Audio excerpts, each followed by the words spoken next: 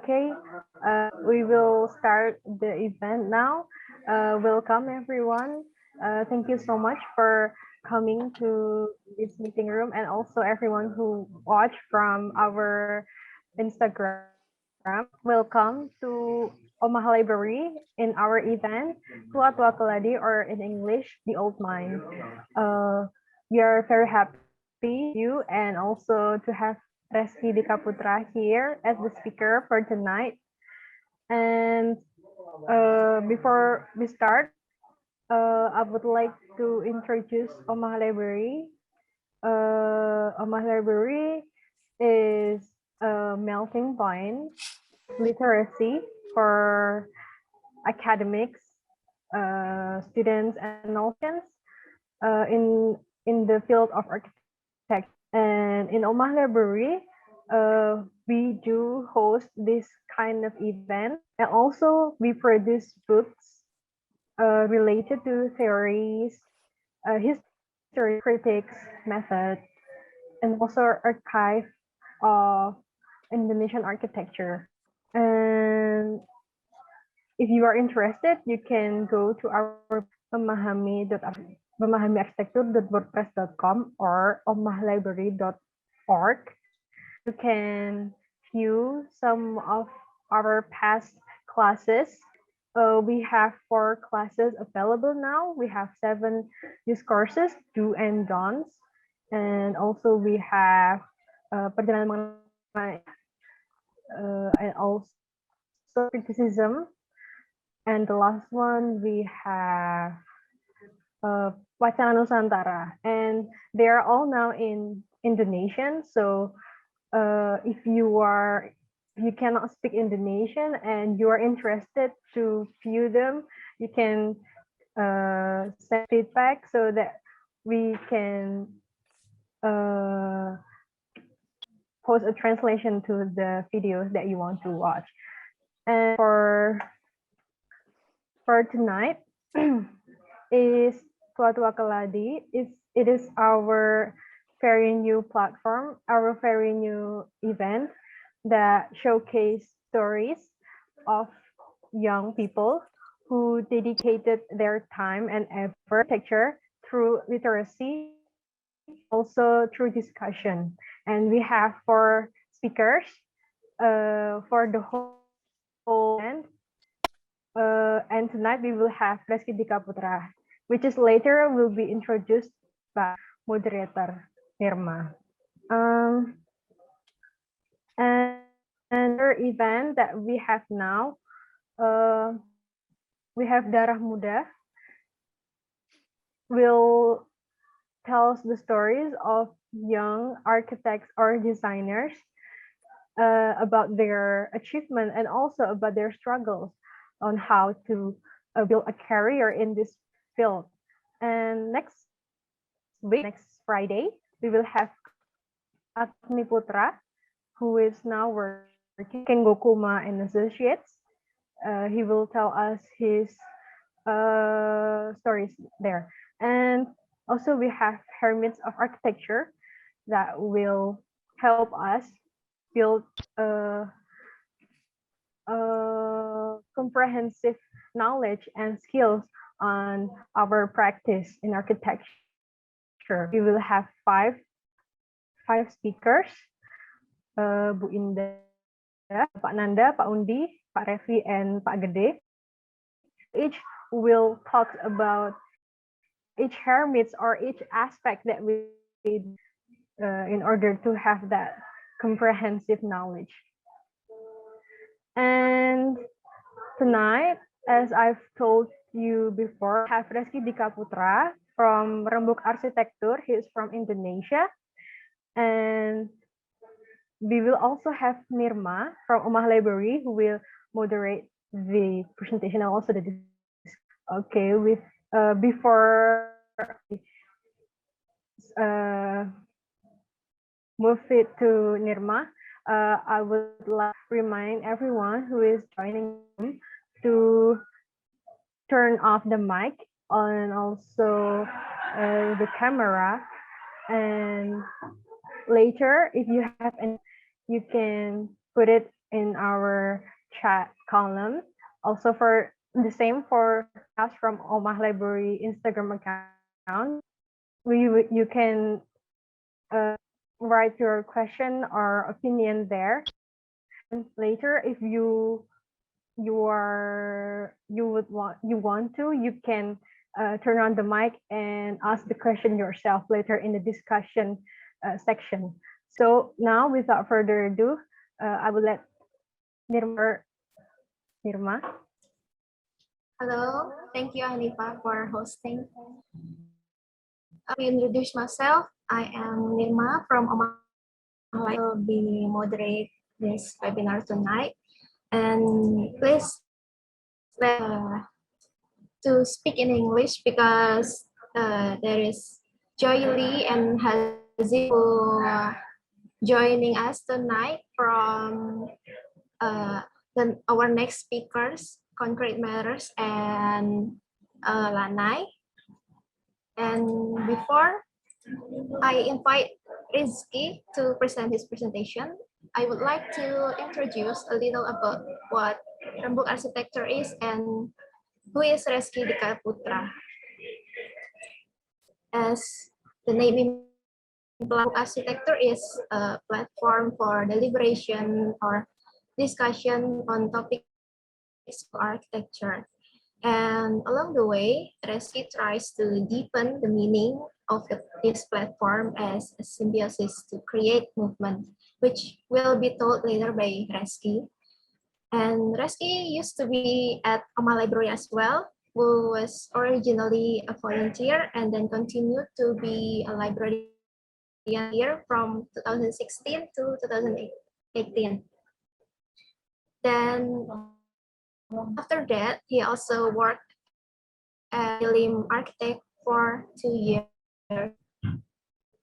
Inspired by his experience of being a discursive environment, his interest in the world of discourse itself, the Rembuk Arsitektur born in 2020.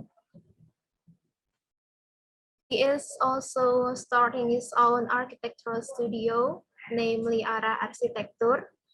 So what's interesting about Rezki is I see that Rezki is creating a balanced ecosystem in the world of architecture theory and practice, which practice theory is not an easy matter in my opinion. So without further ado, I will invite our speakers. Rezki, the stage is yours.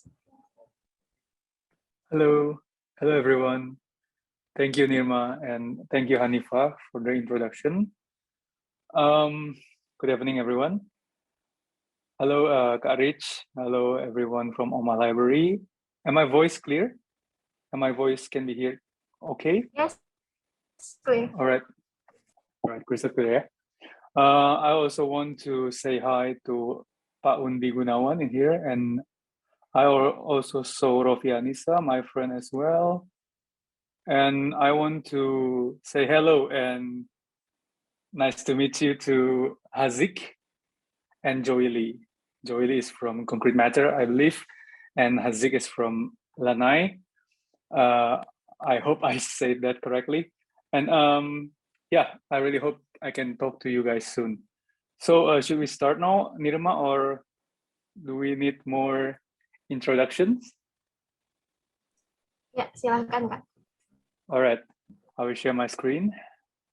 All right, so today I will explain a little bit about the platform I initiated with some of my friends. And today I will also tell the story behind it and what are events that are currently conducted right now. So I will play it first. Is the slide, can we see, Nirma? Yes, it's clear. All right. So the platform itself is called Rembuk Arsitektur, or you can actually simply buy it as Rembuk Ars. So basically, Rembuk Ars is started by a group of friends. So I have these little groups. We consist of 4 to 5 people from the same universities, and this is one of our monthly events that we are always gathering at the end of the month, precisely at the third week of the month, to actually discuss and keep in touch with others and just update ourselves with what happened around us. So this picture itself is a single trigger of how we actually said that, oh, how about we bring this gathering into the public area? So we try to actually move it to a public platform. We create an Instagram account for this. So I initiated the name Rembuk Arsitektur is a very simple word. It's basically consists of two words. It's an abbreviation of Rembuk and Arsitektur. So Rembuk is loosely translated into discussion, or you could say a discourse. And arsitektur is architecture. So basically it's a discourse of architecture, Rembuk Arsitektur. And I have this initial statement that I will read it for you guys. This initial statement, I believe, is still relevant until today. I have these two in a different language. I hope we can understand each other. I will read it in both of the language itself. So the sentences, the first one is, Rembuk Arsitektur merupakan wadah untuk diskusi dan saling berbagi informasi tentang arsitektur dan hal-hal terkait. Dibuat untuk menjadi pengingat individu untuk mengasah semangat berbagi dan berunding. Diskusi bulanan ini diharapkan mampu menemukan irisan-irisan daripada cerita teman-teman yang kemudian hingga menjadi inspirasi diharapkan. Basically, we are a platforms to discuss ideas and mostly our concerns in regards to architecture-related stuffs and its enhancing role in the society. Well, if we talk about architecture, it surely does mean a little bit of everything else. So the important word is diskusi bulanan or monthly discussion. Obviously, it started as a monthly discussion between us 4 and 5 people, and it's actually transforming into a weekly discussion and stuff. So I also want to highlight one of the quotes that I found while I'm trying to work this Rembuk Ars name. This is a quote from a French essayist quote by the name of Joseph Joubert. It says that the aim of argument or of discussion should not be a victory, but progress. I think this quote itself is really, really mirroring what I want to do with the platform and how I perceive myself in a discourse.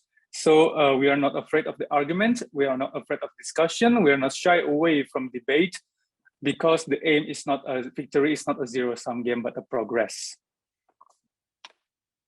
So this is the events, Rembuk Ars so far. We have, I will explain it one by one. We have 3 events. The first one is Rembuk. The second one is Rembuku. The third one is Rembuk Talks. Okay. The first one is Rembuk. So this is the first one that actually created the first dynamic of how we actually use the platform to conduct discussions. So Rembuk is actually those monthly events that we have every the third week of the month. So we just continuing into the next month and invite more people to talk. So we call it just Rembuk or discourse or discussion. So we have all of these people joining us for any discussion that we want to do. It's basically a monthly discussion. So every month we have this panelist. Basically, we started at the 6 people of us at the top left. So 3 of them actually talk about the progress and the topic, and we just continuing organically from there. And I'm very happy with this initiation because it turns out that it's actually a generational event, as I mean by means that it's not, and it doesn't have any age restrictions. So we have everyone who wants to come in and interested with the topic that we choose is welcome to join, and we can talk. And basically, what is the most differences between these first events and the other events later is the time constraint. We don't have any time constraint for Rembuk. So we just talk and discuss until late at night. So this is Rembuk. And we have contributors. I want to shout out to all the Rembuk contributors. Actually, we started at the May on 2020. So it's actually started by me and my friends. So there's with Monet's remarks, biology and architecture, and recent projects. And if you guys are remember that the first initial statement that we want to talk architecture is actually we need to, if you want to talk a more depthness in architecture, I think we need to talk from the periphery of architecture, you know, borrowing the Stoic mind that if we want to be an effortless guy, maybe we need to a little bit have this selfish in a good way, you know. So yeah, to understand more about architecture, we need to talk every little peripheral things about architecture itself. So we have May, June, July, August, September, November, March, and April. Ended with Grenoble. Also, I believe in here as well. Hi Nobi, and Mas Eko, and we talk about sketches in the current meta of architecture. So we thank all the contributors, and I hope we can discuss, and maybe some of you will meet them in a discussion soon. The second events that we have is Rembuk Talks. We have the new things here because we use the hashtag Rembuk Ars. I will explain why we use the hashtag itself. Nirma, am my voice still clear? Yeah, it's very clear. Okay, I hope I'm not pacey to that talk in English. I hope my English can be understood as well to each one of you. So we have the event Rembuk Talks. It's basically a talk in Clubhouse. So we are, you know, the Clubhouse is quite big last year, and we think that, oh, maybe we can use this new platform to actually make something and create maybe a spin-off of Rembuk in Zoom, because Zoom meeting is quite tardy. I myself love the casualness of Clubhouse, where we can just gather and talk like in the conference telephone. So we try that, and we have one season, basically 10 episodes. It's happen weekly and every Friday. You know, this organically changes and transform from monthly discussion into a weekly discussion. So it ran from 2nd July 2021 to 3rd of September in 2021. And also I want to introduce Pak Undi Gunawan. Also, I believe in here as well. He is one of the driving force in this new format. So I will continue to talk about what we do, and maybe I included some clip of voices in our discussion, and you might hear Pak Undi's voice in there as well. So there are two notions that we want to challenge in Rembuk Talks in Clubhouse. The first one is how we have a 90 minutes commitment in a week, that we want to create a discussion habit bit by bit, and how to update ourselves consciously while we have this all news and visual spam every day. I believe that this act alone can change at least me, myself, and Pak Undi to actually choose our news and what news we want to actually look at and to update ourselves. So we believe also that a habit will create incrementally. So we started very small.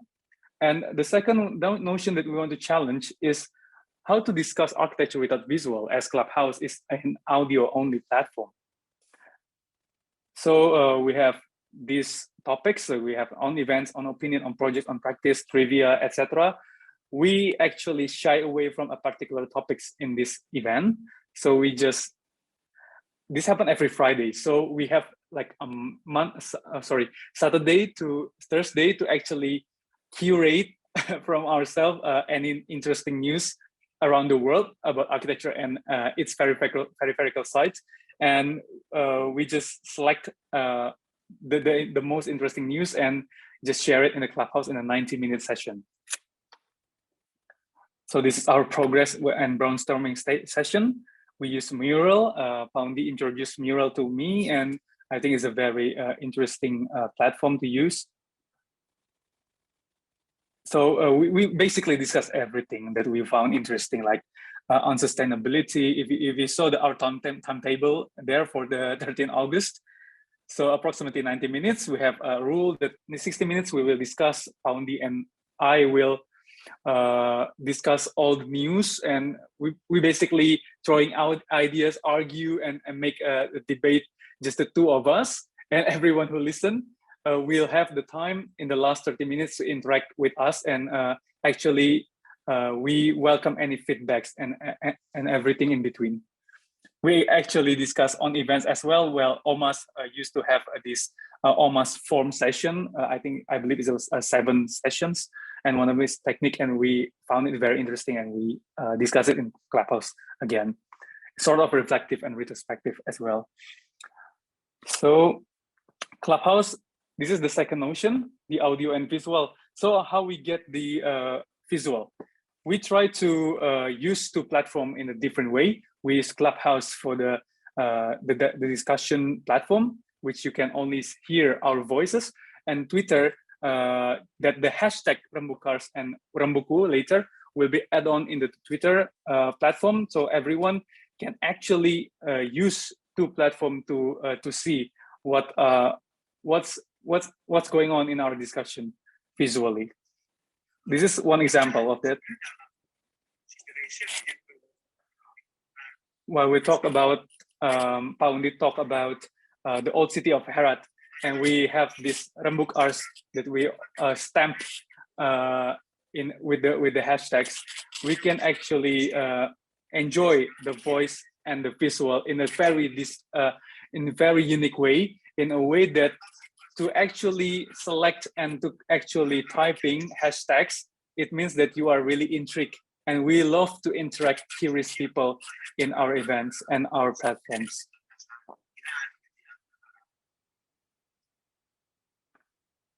So we have 10 episodes. This is for season 1. And we will have our season 2 in 2022. So for any new faces that I haven't had the chance to meet yet, I really love to see you guys there. Okay, the last one is Rembuku. It's basically, again, a simple abbreviation of 2 words, Rembuk and Buku, discussion and books. I started with a gameplay. This is from 2020. That basically, I will read it in English. So the books is just a medium and act as the entrance platform for our discussions. The most important thing is the gathering itself.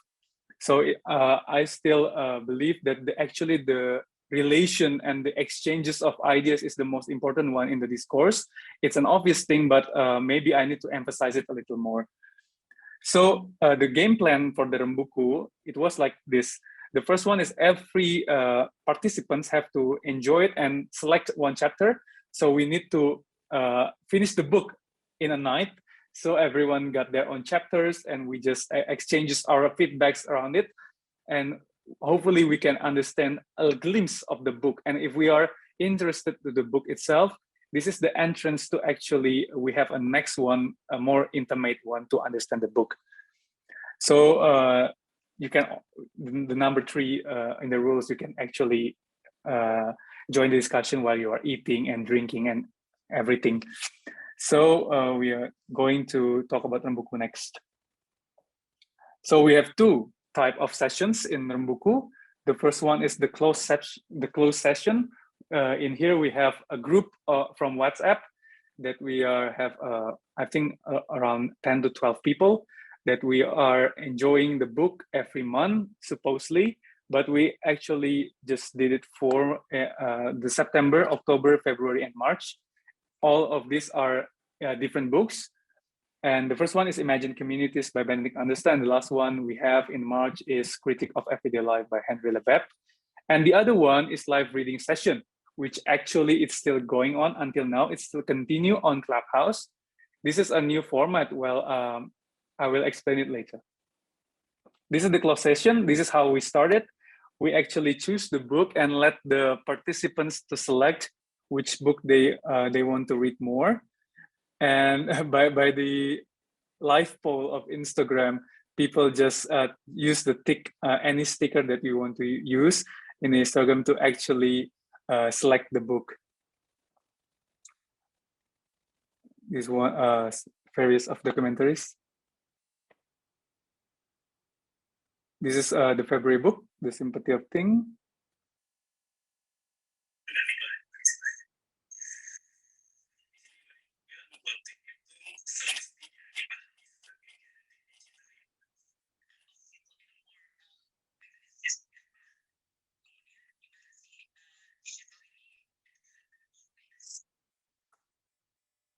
So the fun thing is actually some of the participants already preparing the chapters they're selected.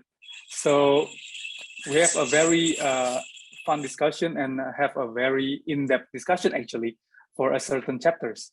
And at the end, we may feel that at the end we saw the glimpse of the book itself.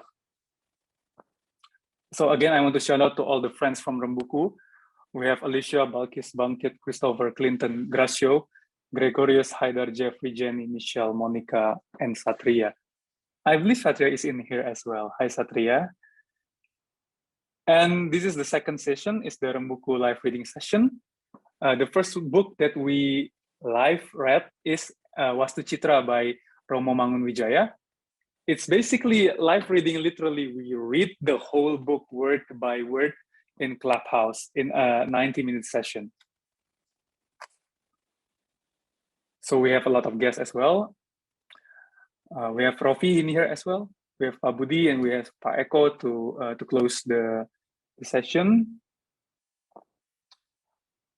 And we also have the current live reading session. It's Towards a New Architecture by Le Corbusier. We already started the session and now we are in the middle way, episode 6, I believe, the last one.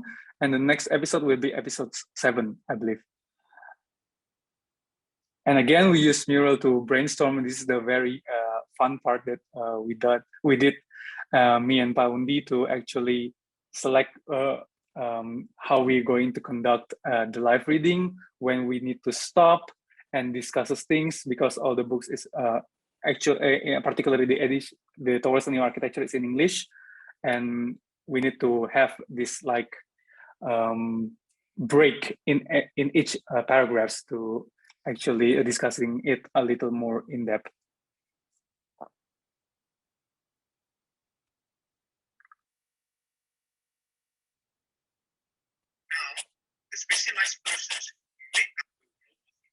So you can feel that it's like you are told this tale when you are we are going to sleep when you are kids. So you have this story that we tell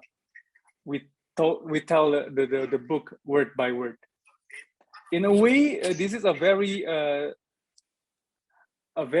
would say that a great effect also felt by us, the reader, because we are learning at the same time as the participants who are maybe they're reading the book as well while hearing us discussing it.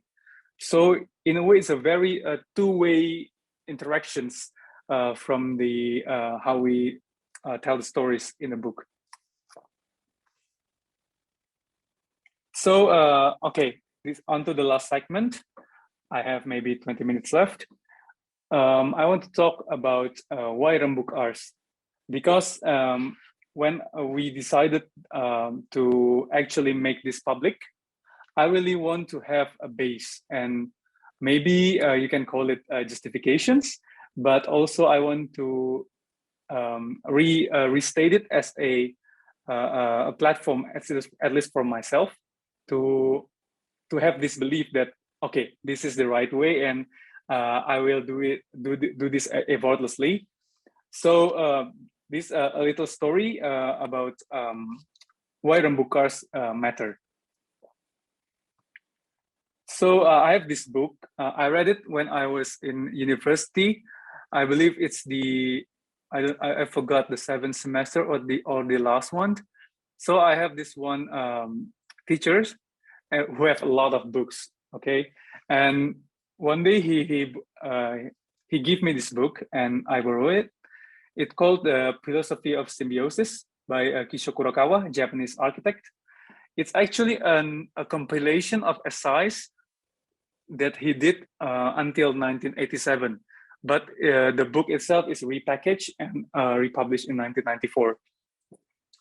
I call this presentation Intro to Rembuk Ars, Philosophy of Symbiosis.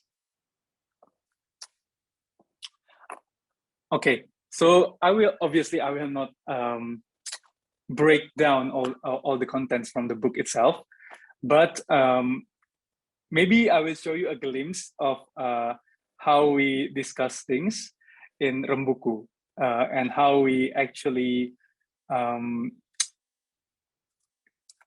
we'll try to explain the chapters and try to actually select what chapters that excites us and try to make something out of it. So I will introduce you the prologue of the book itself. It have 5 chapters. As I said before, this book is a compilation of essays. So it have this unique format that every chapter have a lot of sub-chapters. But there are 5 cooperating while competing. The second one is Age of Death of God and the Icon. The third one is A Mirror Society. The fourth one is The End of Universality. And the fifth one is The Mix and Match Age, Jekyll and Hyde. But I want to focus on these 3. I think it's very interesting to build my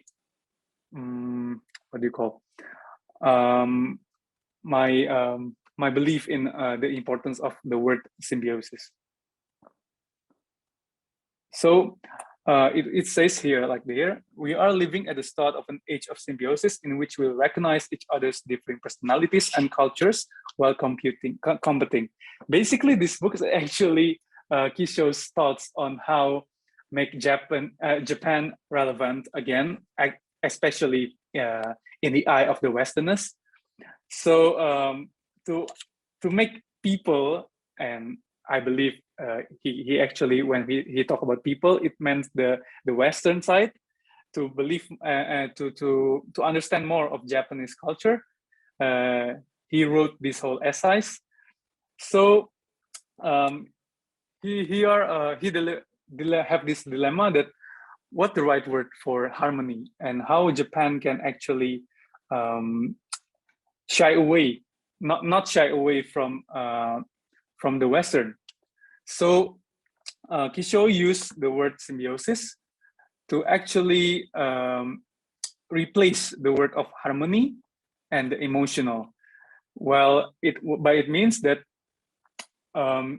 we don't have to protect ourselves. Protect ourselves too hard, that we don't open ourselves to changes from other side, and maybe from our competitors. So the symbiosis word in here is cooperating while competing. We can cooperate while we are at the same time competing itself. So I will continue it. The second one is the Mirror Society.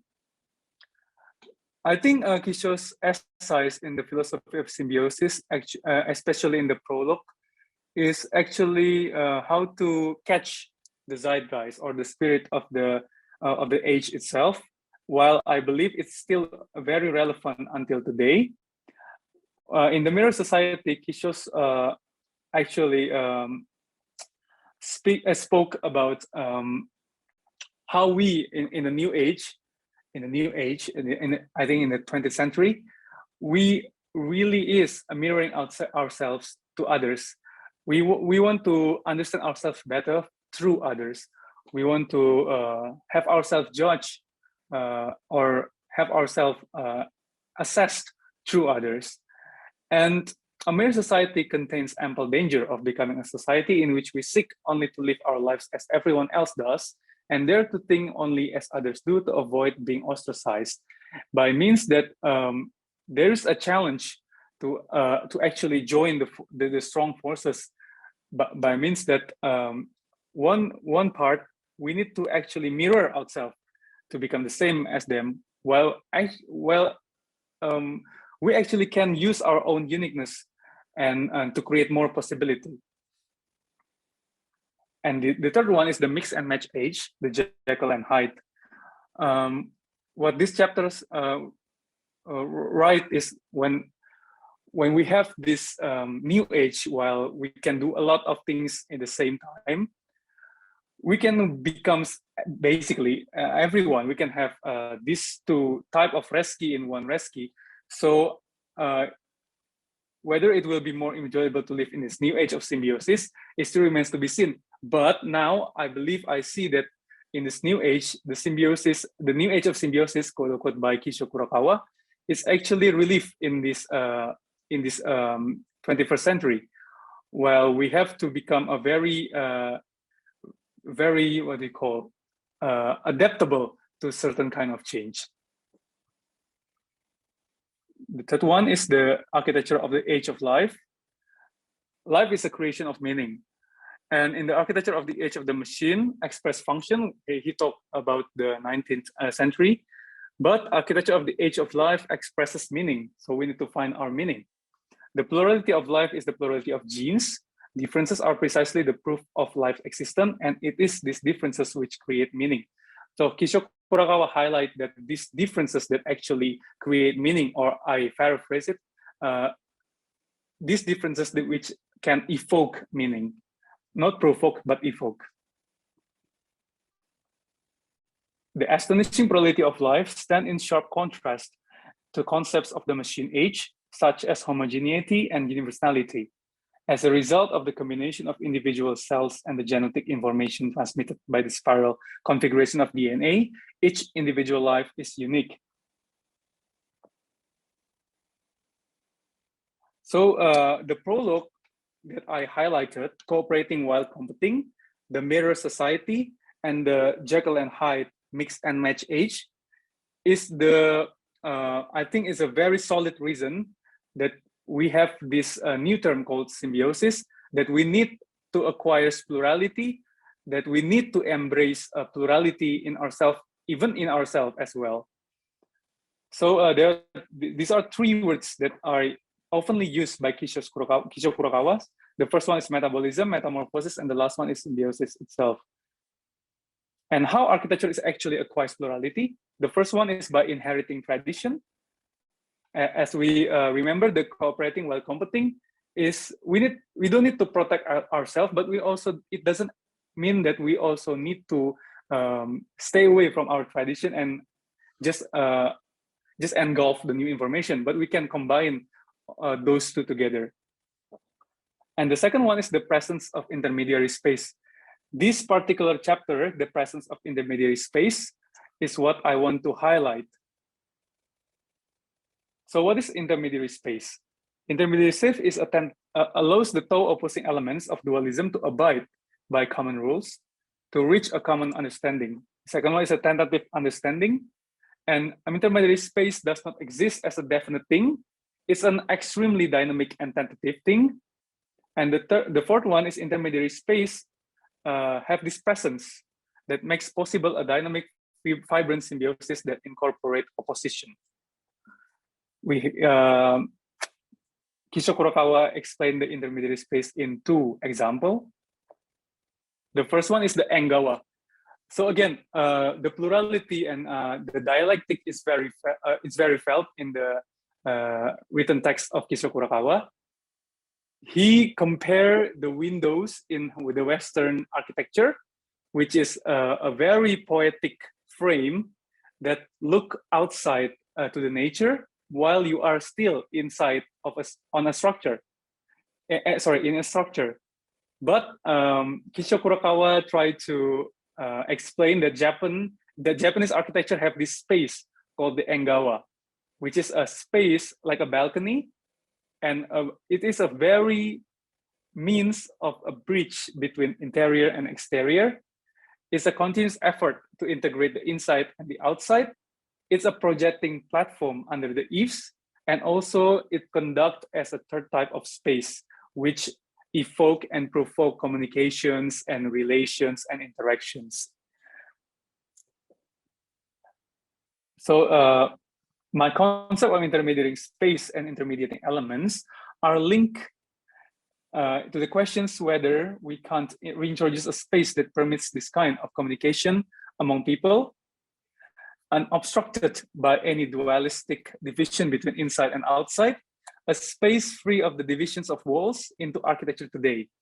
I have identified a variety of architectural details, the space beneath the eaves, enggawa, corridors, lattice doors, blah, blah, blah. But I think this is a very architectural explanation of an actually metaphorical word of intermediary space, which I found is very interesting. So the first characteristic of an intermediary space is an unobstructed interpenetration. The second one is, again, a comparison that Kisho Kurokawa wrote, no plazas in the east, no streets in the west.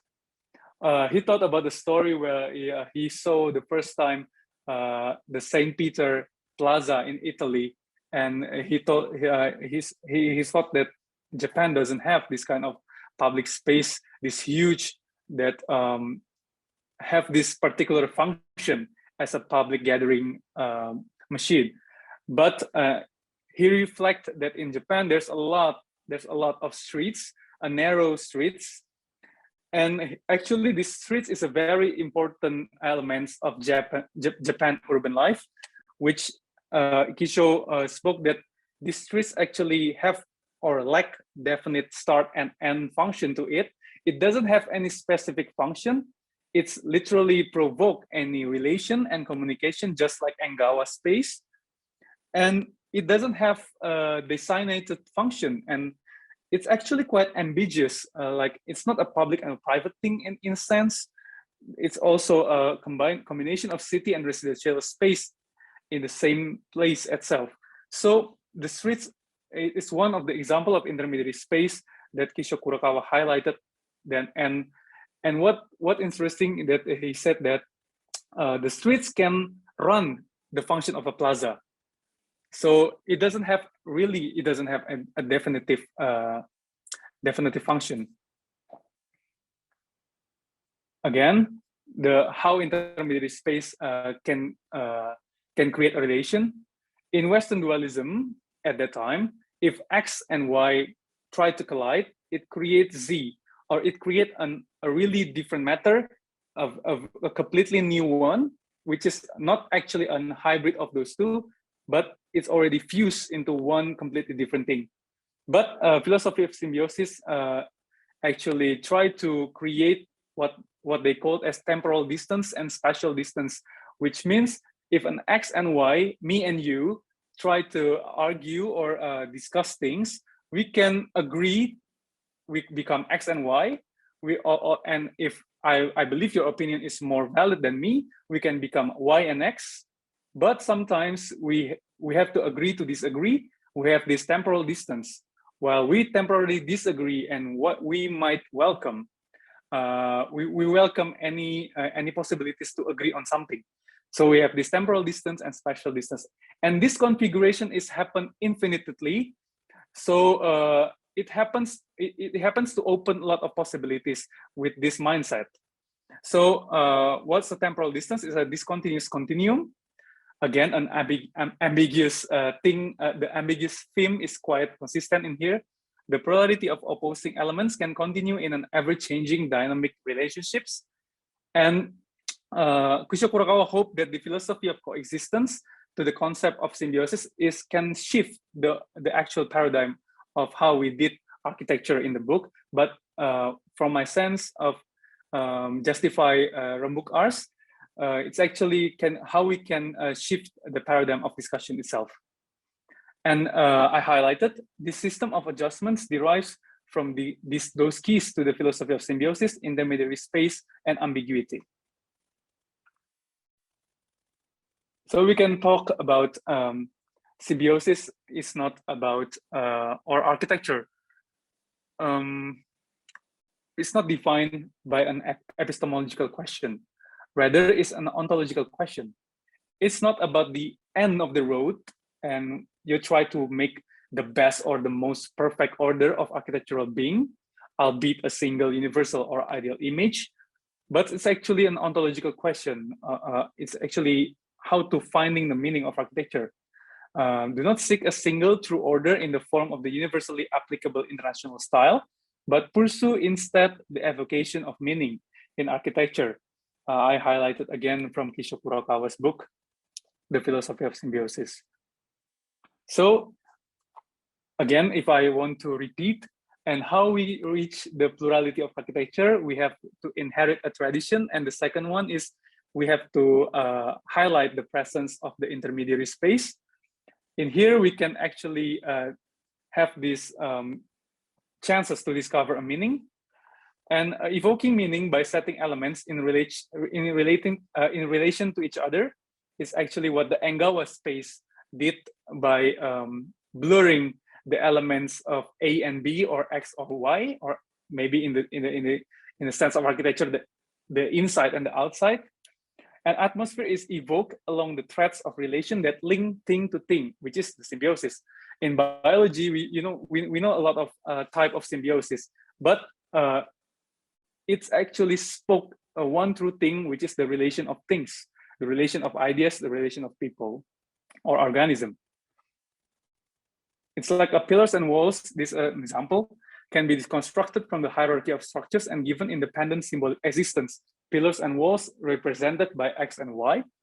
And people's ideas from around the world is more connected than ever. They deconstructed from the hierarchy of structure and given independent of symbolic meaning. The same thing, we can actually analogize the pillars and the walls, the X and Y, is like a people's ideas around the world. And Thomas Friedman in the 2005 book, The World is Flat, already predicted it that in the verge of the age of the technology, we can actually see a small ripples started to form, and they can be seen through the flatness of information and technology. So the intermediary space is actually getting bigger and bigger right now, in a metaphoric sense. So how we evoke a meaning of life itself?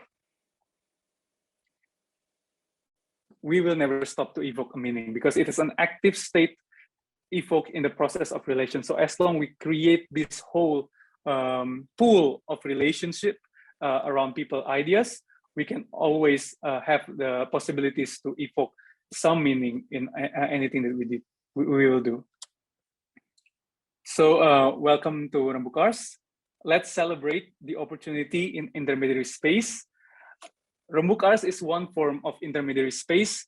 Also is the same, I think, from the Friends from Malay, Project XYZ by Gary Yeo, Concrete Matter by Joey Lee, Lanai by Hazik. I also believe that OMAH Library, also an intermediary space in some way that welcome a lot of people ideas and embrace the beauty of argument and discussion. So yeah, mari berembuk. You can find us on Instagram and Clubhouse. And the last one is, I want to share how to use Rembuk Ars on Clubhouse. We recently have the club, Rembuk Arsitektur in Clubhouse. You can always join there, join the club, and get notified if there's a room or any event scheduled. And you can even try schedule your own discussion session in a room. So maybe I and Paundi, maybe Rofi can get notified as well that if you guys have a discussion room in the club, and you'll find friends that have the same interest. That's it for me, and thank you for the opportunity in OMAH Library, and would love to discuss something with you. Thank you. Back to you, Nirma. Okay, thank you very much, Rezki. It's a very interesting presentation. That you use many platforms to introduce Rembuk as you separate by audio is from and visual from Twitter and also Instagram, of course. And Joyly comment in the chat room is In Praise of Shadows by Junichiro Tanizaki. 1933 is also a good read. Okay. Yeah, it is a good read. It is a good read. Before I let another participants to ask or something, I want to ask a simple question for you, Rezki. Yes. What do you consider to make a topic to bring in Rembuk Arsitektur? Is it because related to many people, or is it because as you like? Yeah. How we select topics? Yeah, Nirma. Yes. Yes. Exactly. It's very simple. It's us, the reader, maybe the presenters, or who wants to present, and I will ask about them first. Like, what do you want to learn? What do you want to share? And what do you want to read more? And they will come back to me with certain topics, and usually it's a straight yes from me if they want to discuss anything. So because it's not about the participants alone, it's also spoke about what the presenter itself, the presenter themselves want to run. So it depends on them, and because the most, I think, the most beneficial part of the discussion is the presenter itself. Okay.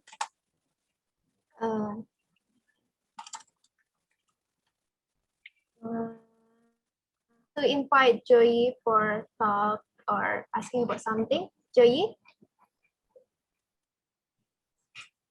do you want to talk? Yeah. Hi, Hi Joey. there. Hello, everyone. Hello. Thank you for the presentation. I think it was really amazing for the effort to put into the slides and all the information and the books that you recommend. I think it's amazing read. I wish I have more time to read them. I hope so. Yeah, I mean, yeah. and I really think it's an effort to actually commit like 90 minutes per week. And then I like the idea of like building up habits, and then you use a lot of platform actually, like more than just Zoom, but tweets and Notion. There's so much effort going on, and I think just kudos to that. Yeah. So, and I think you have like a very wide range of audience here as well. So I'm very looking forward to speak to you guys in the next section in December, right? Gary's one will be in November, correct, Nirma? Okay. Yes. Gary in November, and you in after that, the last one is Hazik in January 2022.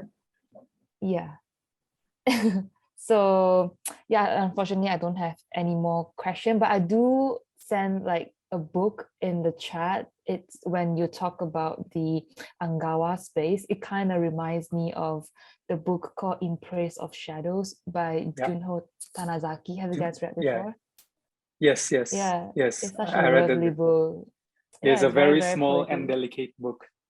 Yeah, it's like a this very thin, very right? small book. Yeah, it's very thin. I have it with me as well. But yeah, if you liked about the idea and how they appreciate shadows, I think it's a really nice read. Yeah. Yep. Thank you, Joey. Looking forward for your Yeah. events as well. No, thank you so much, Rezki. Thank you. Okay. Thank you, Joey, for joining us. See you soon.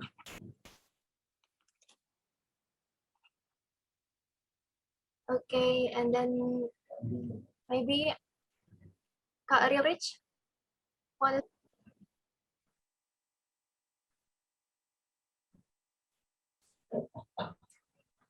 Oh, ini ada pertanyaan di. Oh iya, pertanyaan dari Kak Rich ya. Saya bacakan. What is your view about current Indonesian architecture discourse, Kak Rezki?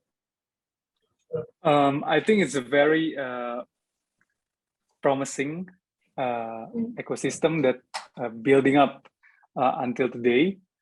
Everyone had their own ideas and everyone had their own audiences, I believe. And the Indonesian architecture discourse is actually getting more and more interesting. First, from the scale itself, and the wide range is actually wider. A lot of my friends actually initiate their own discussion session with their own platform, and it creates a huge optimism, at least for me, that the architecture ecosystem, especially Indonesian architecture, Indonesian young architects, is actually very. We will have a very huge pool of very unique talents, and it doesn't have a more notion of homogeneity. I think it's getting more universal in a way that a lot of them is very much different, but at the same time they are going towards a same directions of a better architecture discourse in Indonesia. And hopefully a good architecture discourse will provoke or will evoke a great architecture build. Thank you, Courage, for the question.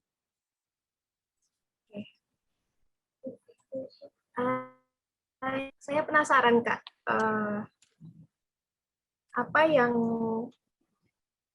apa perubahan yang Kakak rasakan dari sebelum punya Rembuk dan setelah Rembuk berlangsung, dari segi berpikir mungkin, apakah jadi lebih kritis atau seperti apa?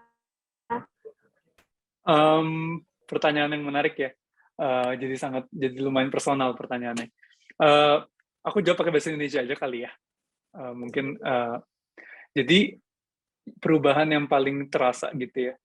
Yang pertama adalah yang tadi kita coba gitu di Rembuk Talks, dan mungkin sekarang sampai Rembuku, karena event itu kan mingguan ya. Event mingguan itu menarik karena 90 menit itu terasa seperti kesannya sedikit gitu ya, setiap minggu gitu. Kita punya berapa, 3.600 kali, kita punya begitu banyak menit yang kita punya gitu ya. Tapi 90 menit dalam seminggu kok rasanya sedikit sekali. Tapi dengan kita bisa mengulangi itu setiap minggu, yang paling berbeda dari sebelum saya melakukan itu dan setelahnya adalah memang saya ternyata secara otomatis jadi terbiasa untuk mencari informasi, terbiasa untuk hari ini, minggu ini, di waktu ini aku ada diskusi nih. Jadi in a way it's the same concept as time block. Jadi ketika kamu ngeblok satu waktu khusus melakukan satu hal aja, itu sangat membantu, dan aku ngerasa kayak progresnya mungkin terlihatnya itu sangat kecil, tapi ketika kita bisa melakukan satu aktivitas diskusi tanpa ada effort gitu ya, karena hal itu udah biasa gitu, muscle kita udah biasa, kita udah bisa inget, kita udah mesti kapan waktunya kita berdiskusi. Itu aku rasa sih perubahan yang aku rasa gede banget ya. Jadi kayak udah emang sengaja di blok aja gitu untuk ada acara gitu. Jadi bukan sesuatu yang kayak tiba-tiba muncul, tapi memang udah dijadwalkan dengan baik gitu. Itu sih yang paling berasa sih. Jadi makin terbiasa aja sih. Dan tentunya sih pasti ketemu banyak teman baru ya. Kayak gitu. Dan seneng banget ketika mungkin orang ketemu senior yang tadinya aku nggak gitu kenal, yang mungkin ketemunya sekali 2 kali di event arsitektur gitu misalnya. Tapi karena pandemi kan ya, jadi nggak banyak ketemu langsung. Nah, tapi justru dengan platform ini, aku bisa ketemu mereka dan mendapatkan sisi lain dari mereka gitu. Ternyata mereka suka baca buku yang ini, ternyata mereka mau disuruh ikut buat ngebacain word by word gitu ya. Menurutku sangat-sangat menarik sih.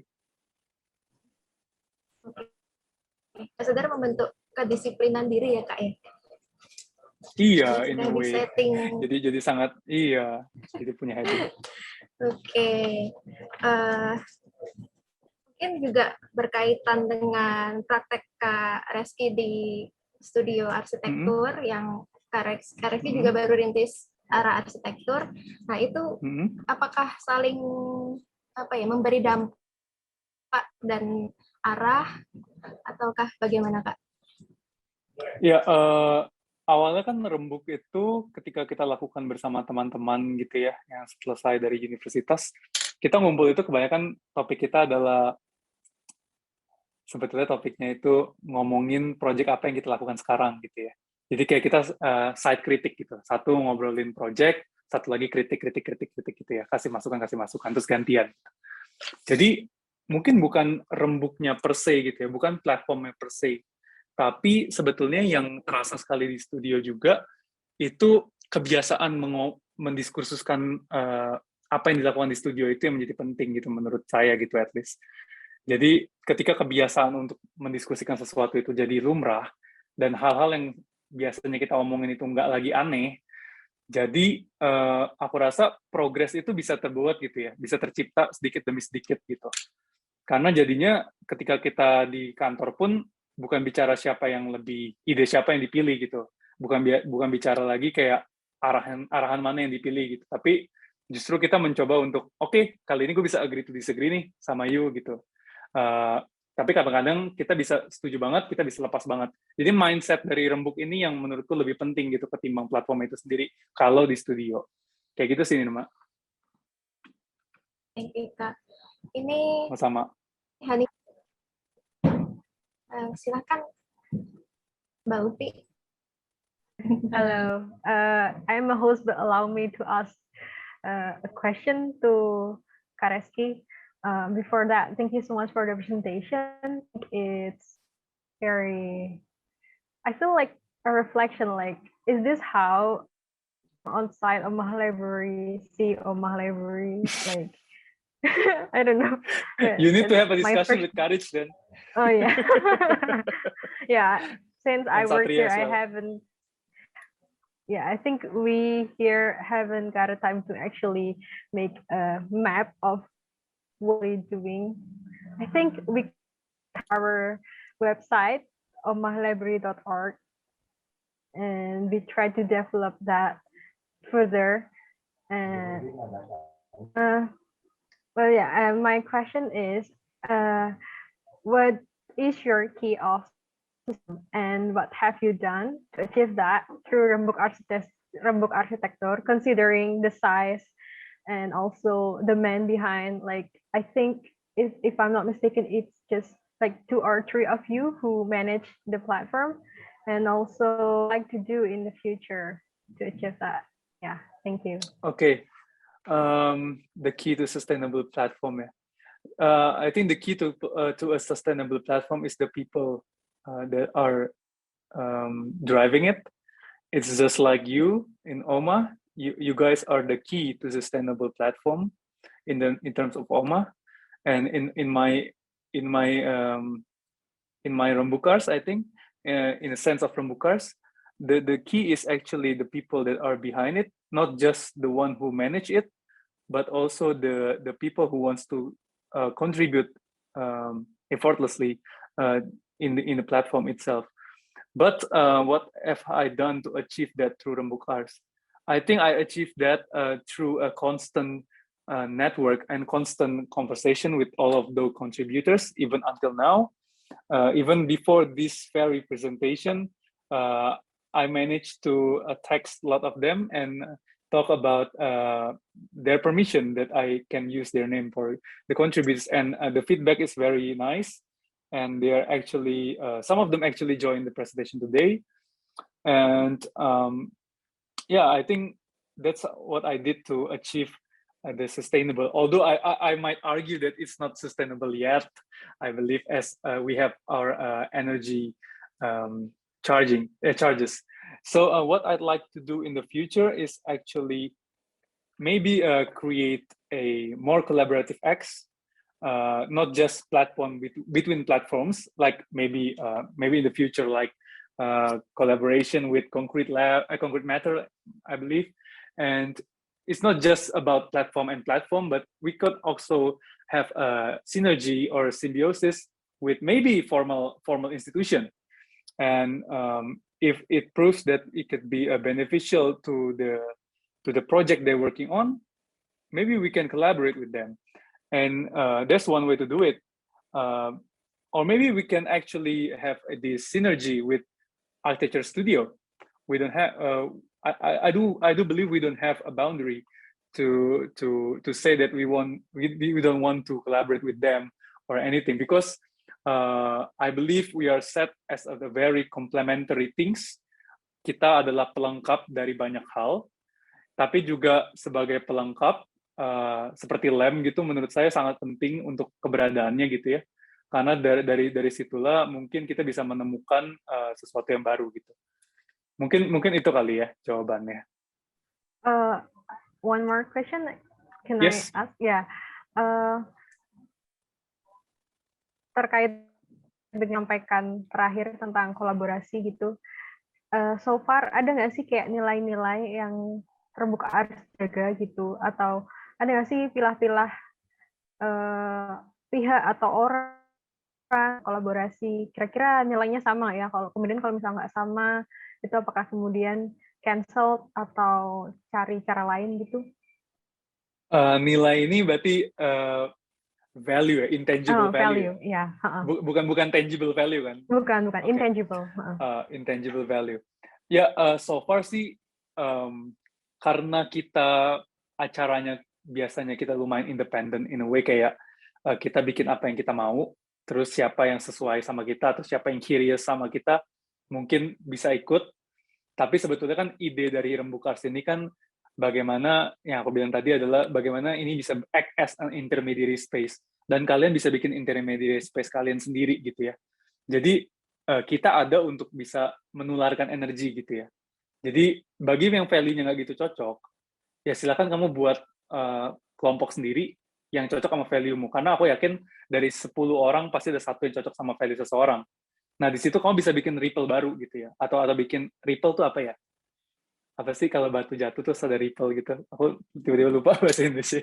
Tapi ketika ada ripple-ripple baru yang makin muncul gitu ya, ripple-ripple kecil ini, suatu waktu kita akan ketemu gitu ya. Dan kita bisa bikin ripple yang besar. Dengan cara itulah, riak-riak. Barusan saya dikasih tahu, ada riak-riak kecil gitu ya, di mana-mana gitu ya. Yang kemudian kita ketika riak itu bertemu, akan menjadi riak yang lebih besar kan. Nah, ketika kita menjadi riak yang lebih besar gitu ya, dengan energi yang saling tertularkan dan saling bersinergi, disitulah kita bisa broke the status quo gitu ya. Disitulah kita mungkin bisa membalikkan sesuatu gitu, atau membuat pergerakan yang sifatnya mungkin generasional. Mungkin aku agak far-fetched ya. Cuma that's how I think about these things gitu. Gitu sih. Okay, thank you so much, Kak Rezki. Yeah. I think there's a question from. Okay, thank you so much, Okay. Mbak Ufi. I'll read the question from Nuruddin. I want to ask whether this mirror society can turn into a reflective society, because the metaphor of the function of glass, in addition to reflecting light, so monolithic, glass is also capable of projecting itself, so that it opens up opportunities for reflections. Thank you. Wow. Yeah, I explained the mirror society. I hope that I can explain it quite precise to what Kisho Kurokawa wrote in the book. But from my own opinion about that is that the answer is yes, obviously, because mirror have quite a distinct characteristics. The first one is always a reflection. The second one is a refraction. And if the question is whether this mirror society can be transformed into a reflective society or not, the answer is yes, obviously. But we need to also understand that to a reflection and refraction to be happen, it has to be two parts. It's a collision of two parts, and by those collision, the reflection and the refraction can happen.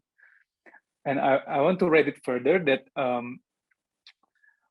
this metaphor, the function of the glass or the function of the mirror, it's really is multi-interpreted, and it could be if you want to use that metaphor to actually analyze yourself and being very reflective about that, I think it's a very it's okay to do that. I mean, and I don't know if Kisho Kurokawa meant it by yes, you can be very reflective by from your own society. I don't know if Kisho Kurokawa wrote about that, but from my own opinion, yeah, the answer is obviously yes. Okay. Following question from is the concept of intermediate space similar to public space? Previously explained, the intermediate concept doesn't have a single or like public space. So can it be said that our condensation has a liquid with stable function. Thank you. Okay. Thank you, Nuruddin.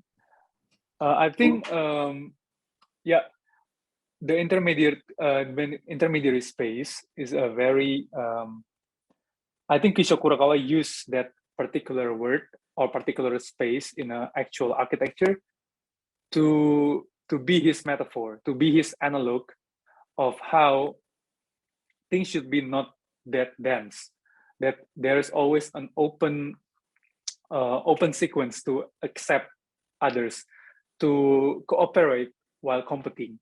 So can it be said that OMAH organization has a liquid and non-stable function? He or she need to ask OMAH and to discuss about it. But if the question, like, I change OMAH to Rembuk Ars, okay? So my question is, Nuruddin's question is, can it be said that Rembuk Ars or any other condensation has a liquid and not stable function? The answer is, I think is possibly yes. We are very organic. We don't have any rigid function, but as water, if you want to use liquid and water, sometimes we can harden, you know. Sometimes liquid can dance into the ice. Sometimes we could be like poof, gone like a water vapor. So depends on how we use and how we adapt to the current meta of the game. I think it's always good to have this sensibility and flexibility in running a condensation, or if the word of Nuruddin. I think that's the answer. Thank you. Maybe Pak Undi mau berbicara, menanggapi Pak Undi? Iya. Halo, ya. English, Indonesia, or any other language? Waduh. Terserah Pak Undi, silahkan. Halo Pak. Ya, Rezki. Ya, thank you Rezki. Gara-gara acara ini kita libur nih bacaan kita. Maaf Pak. Tapi nggak apa-apa, memberi suasana lain dari habit yang kita komit untuk bentuk gitu ya. Tadi Rezki juga udah banyak cerita gitu. Jadi gimana habit yang kita komitmen sendiri, terus gimana juga dari habit yang baru itu juga kita harap kita juga kontribusi gitu ya kepada orang lain gitu kan ya. Ya seperti itu ya mungkin Rezki ya. Terus tadi ya ini tentang simbiosis, tentang ya ini ya, tentang energi yang mengalir gitu ya dalam kita mencari makna gitu ya mungkin ya. Ini kesannya aku jadi yang apa tua lebih tua keladi. Tapi ya maksudnya kan ya setidaknya kan saya juga ketika kalau dalam payung gitu rembuk itu saya juga bergabungnya juga belakangan gitu ya Rezki ya. Meskipun kan juga nggak ada membership atau gimana gitu kan. Nanti serem nanti. Nah, tapi ya nggak tahu, kita kan masih mengalir dalam segala proses kita masing-masing. Terus ya saya sih justru yang banyak berterima kasih gitu kepada Rezki gitu yang terus terang sedikit banyak juga mewadahi keresahan gitu ya, kalau restless spirit itu bahasanya OMAH ya, keresahan atau kemudian rasa ingin kita terus bergerak gitu ya, rasa ingin kita terus mengalir gitu kan.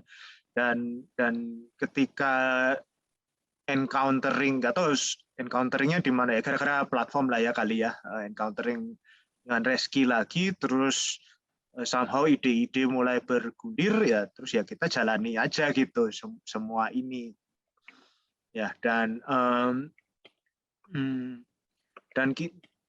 kita dalam flow ini kan juga gimana membuat React itu juga, tadi bahasanya pakai React gitu ya, bagaimana React itu juga kemudian bermakna lah, seenggaknya gitu ya. Jadi tidak air itu juga tidak berhenti begitu saja.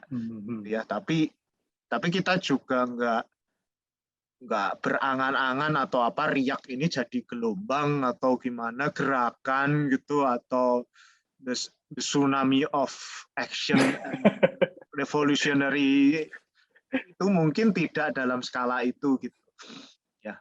Dan karena kita juga sadar banyak riak-riak atau arus-arus lain itu yang sebenarnya kita juga meresponi arus-arus itu gitu ya. Ya, arus-arus yang ya arus-arus komersialisasi, arus-arus media-media yang bersifat mainstream gitu kan. Platform itu sendiri sebagai sebuah hal yang sebenarnya ya platformnya sendiri pasti punya desain lah, by design atau target oleh para pembuat platformnya. Ya, tapi platform itu sendiri kan bisa juga digunakan secara ya anggaplah sebagai netral gitu kan. Ya, kita ya misal platform apapun gitu ya, mau Twitter, mau Instagram, mau Facebook, mau ya Clubhouse gitu ya, mau yang super receh, mau yang super komersial, mau yang super ya serius, atau yang bahkan super personal gitu kan ya. Pada akhirnya platform-platform itu meskipun ya by design itu pasti punya intensi itu dari para pembuatnya. Yes, betul. Mungkin itu sih ya.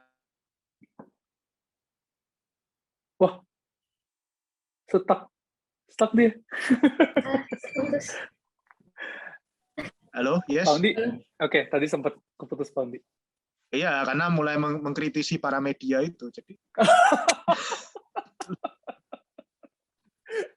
Tapi maksud saya kan gitu ya, maksudnya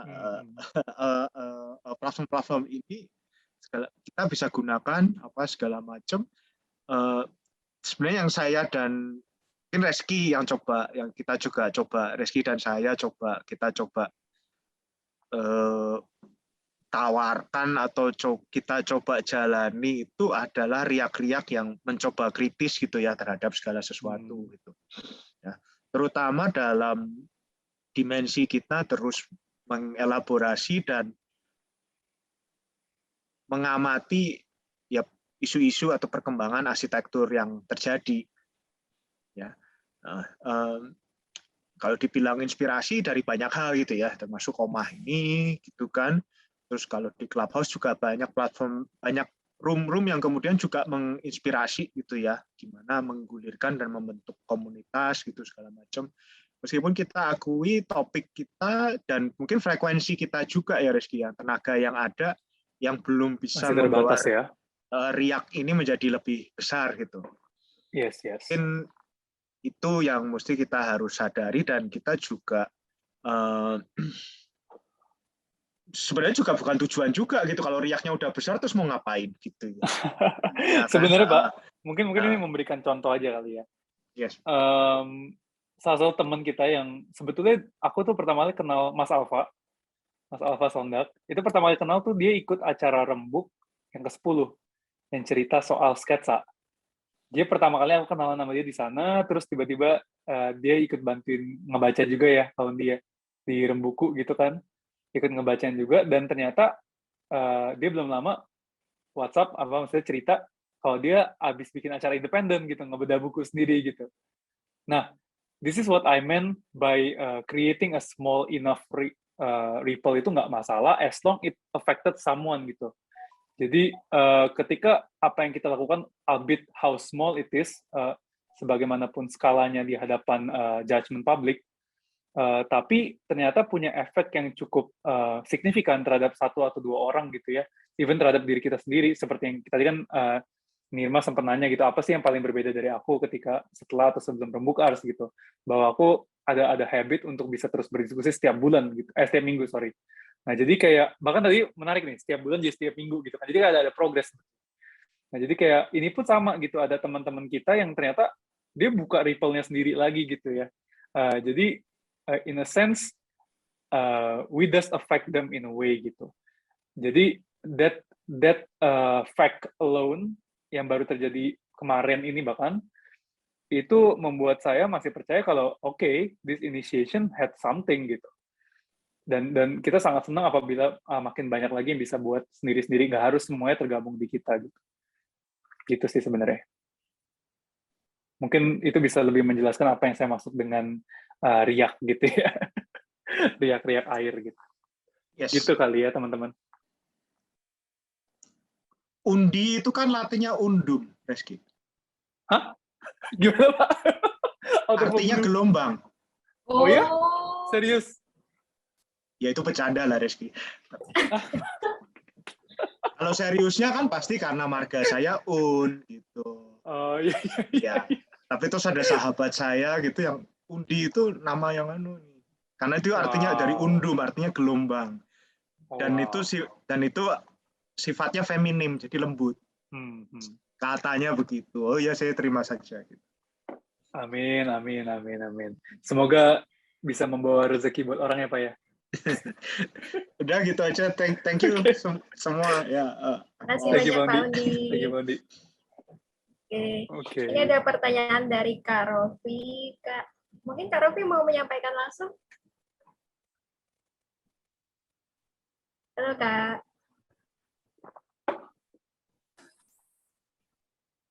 Halo Kak. Halo Kak. Simpel aja pertanyaannya sebenarnya.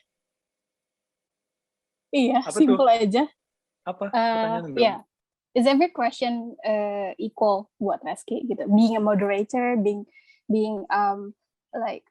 you're making a discussion, you gather people, you make community, and there must be a lot of perspective and a lot of encouraging people to discuss, meaning that there's no same question, right? So how does that? How do you perceive that as if there is like before, more personal question or a silly question or a very brilliant question, how do you defer that and also how do you put that in perspective? Whoa, it's just become complicated by this. Yeah. Pertanyaan, apakah semua pertanyaan itu sama gitu ya, atau setara mungkin equal? Bagi saya mungkin setiap pertanyaan, mungkin aku mulai dengan statement gini, yes, every question is equal for me gitu. In a way that setiap pertanyaan itu harus evoke something in me gitu ya. Terlepas dari pertanyaan itu pertanyaan personal, terlepas dari pertanyaan itu adalah pertanyaan yang mencoba memancing sesuatu gitu, atau ya apakah ada pertanyaan yang provokatif gitu, apakah pertanyaan itu datang dari orang A, datang dari Nirma, datang dari Rofi, datang dari Pak Undi, datang dari Karich gitu ya. Yes, I saw them as has the same quality to evoke something inside of me gitu ya. Jadi menurut saya memang semua pertanyaan itu punya satu potensi yang setara untuk bisa membuat saya berpikir gitu. Jadi simpelnya sih kayak gitu sih. Nah, gue jawab simple tuh. Jangan dibikin complicated lagi. Tadi bilangnya simple terus jadi complicated. Gitu kira-kira Kak Rofi. Oke. Ya udah sih gitu aja. Alright. Next. Thank you. Thanks. Thank you Kak Rofi. Thank you Kak Rofi. Oke, terakhir nih saya mau mengundang Kak Arich untuk berbicara. Silakan Kak Arich.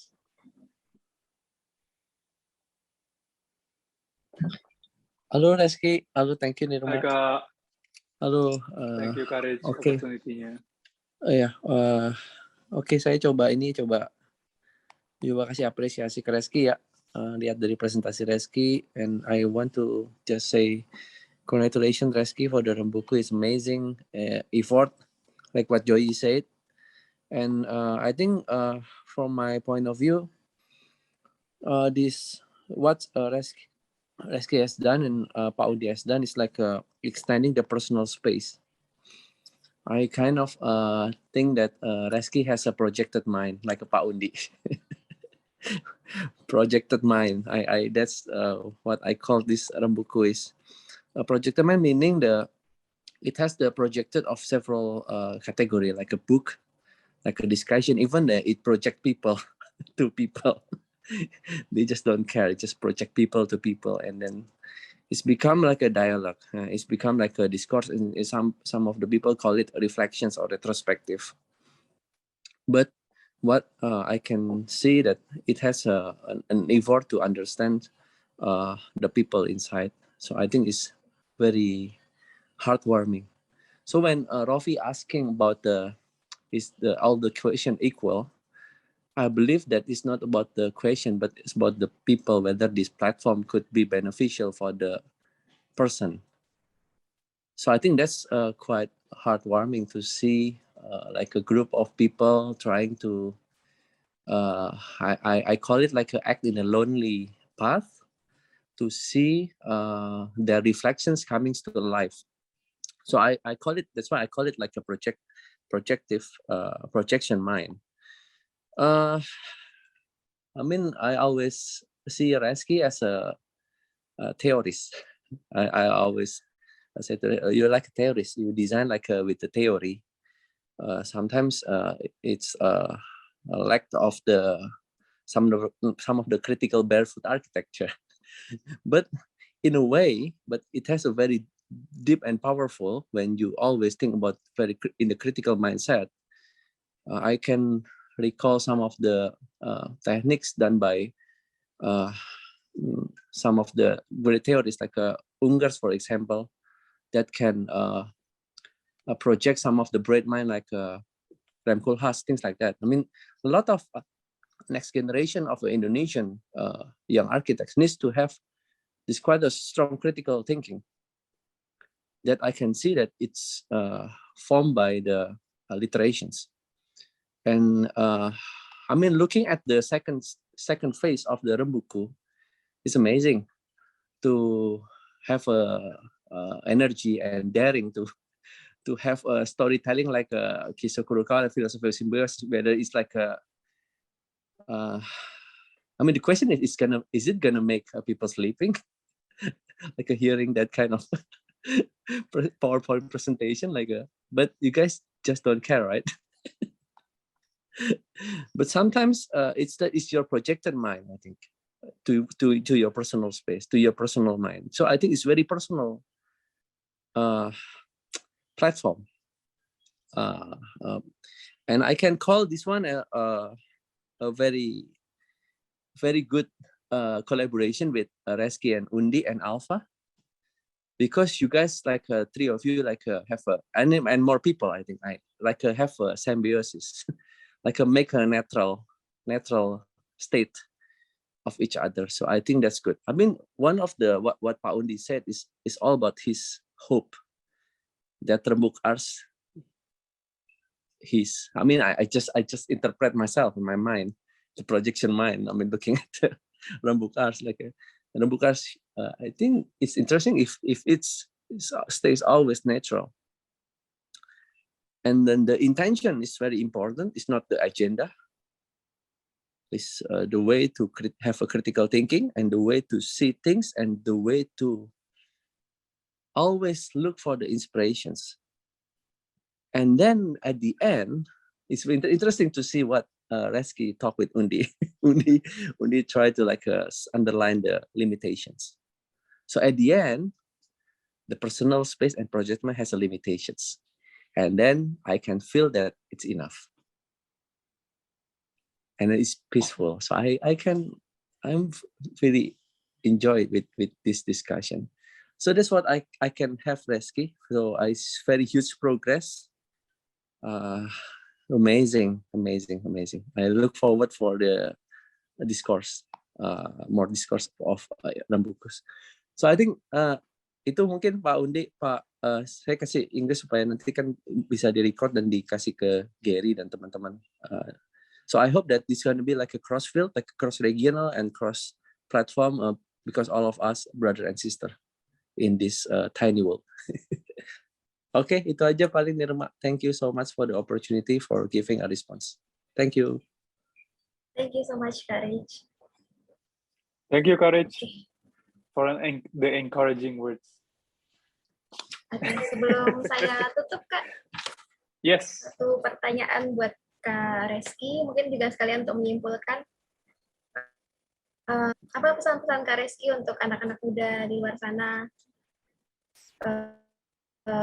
untuk memberanikan diri. Halo.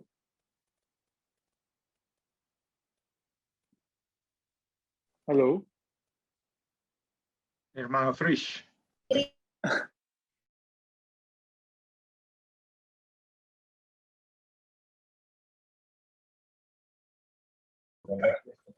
Halo, suara saya terdengar? Oke, gimana Nirma? Oke. Pertanyaan terakhir Kak, pesan-pesan Kak kepada anak-anak muda yang mungkin masih ragu-ragu untuk membuat platform atau mungkin bergabung ke platformnya Kak Rezki gitu dan di luar sana, apa kalimat-kalimat encourage dari Kak Rezki? Yeah, menurut saya, for me, that for everyone that joining this presentation today, yeah, for myself, is I hope that you guys get the point that we need to create and to embrace more of this the existence of all of these platforms and the importance of what you did with yourself and the courage to create your own movement. I think it's need to be appreciated in a way, but it's not that easy. And I think we always need to open for critiques, for especially from our mentor and partner. And if the question that Nirma asked me is, what's the words for those who want to create their own platform or who wants to join the platform but still have those dilemmas? I think my word would be that every one of us has their own unique traits and their own unique projection and trajectory at the end. So again, it's not an epistemological question about the meaning of your life. It's not about the end of the road, but it's actually about the ontological thing. It's the how you find meaning in the progress, and because each of us is on progress until we actually going back to wherever we were before. So yeah, just embrace those differences and those unique traits of yours, and try to create a ripple, a small ripple that you might find someone who wants to join the forces with you to create more on this positive and optimist way of living. So I guess that's the message to everyone, including me myself, to stay consistent in this marathon track. I guess that's it. The answers from me, Nirma. Thank you for the kind words.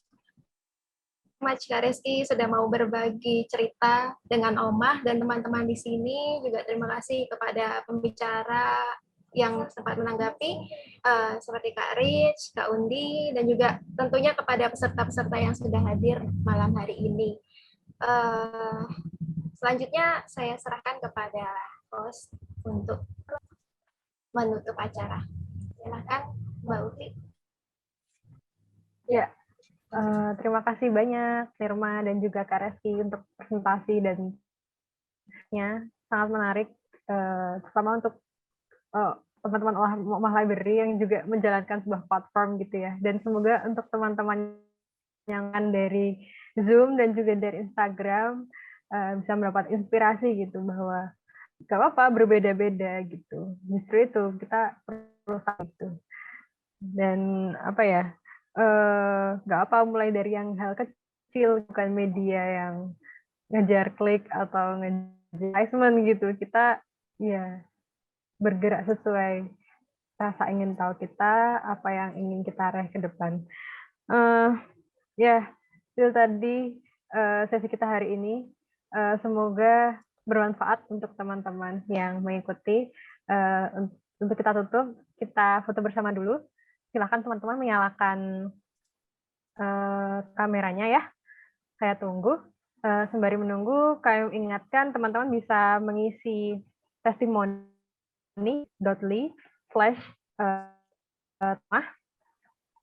Kemudian untuk selanjutnya di pekan depan, hari Kamis kita ada kontak untuk season pertama yang terakhir bersama Pak Paulus Mintarga. Kemudian di hari Jumatnya, Jumat persis pekan depan, kita ada Darah Muda akan mengundang Kak Agni Putra. Ya, kalau teman-teman berminat di Instagram kami, di sana ada info terkait pendaftarannya. Oke, sudah siap semua kameranya, kita foto bersama ya.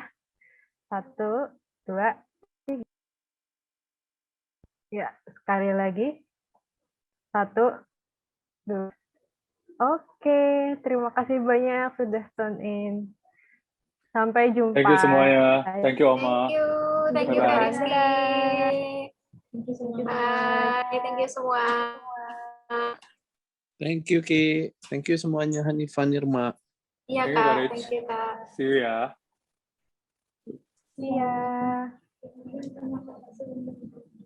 Thank you Satria, Nirma, dan Anifa. Panggilannya Ya, Ufi ya? Ketahuan deh. Oke deh.